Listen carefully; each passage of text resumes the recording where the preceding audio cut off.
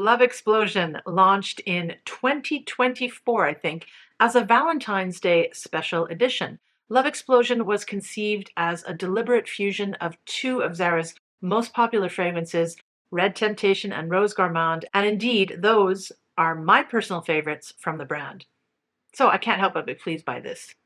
This is an EDP in the floral, gourmand, and oriental category, and the top notes are bergamot, bitter orange, and peony. The heart is definitely rose, praline and amber, and the base is moss, vanilla, and musk. Cannot go wrong. Very sweet though, very strong, not for everyone, nothing ever is. So a plus about this fragrance is that the sillage is great, the longevity is impressive, which is not typical for Zara fragrances.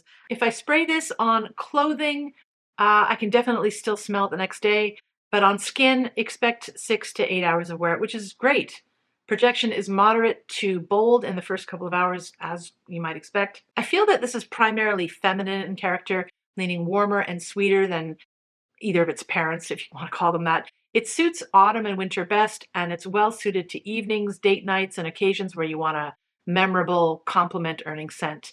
I wouldn't wear this to the office, especially if you like to overspray like me.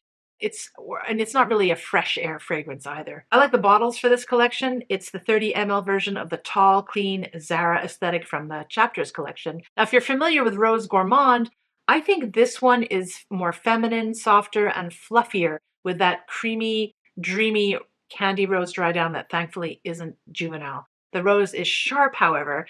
There is a synthetic vibe to this. Red Temptation adds some volume and that synthetic nature, that ambroxan, I guess, which calms down the rose. So if Rose Gourmand was too rosy for you, this might be better.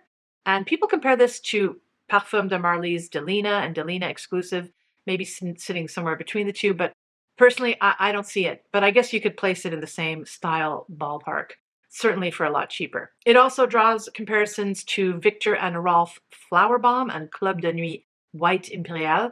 Not for me though. But I very much do enjoy this fragrance. I wonder if the limited edition component of it really is limited edition. Will they keep selling this?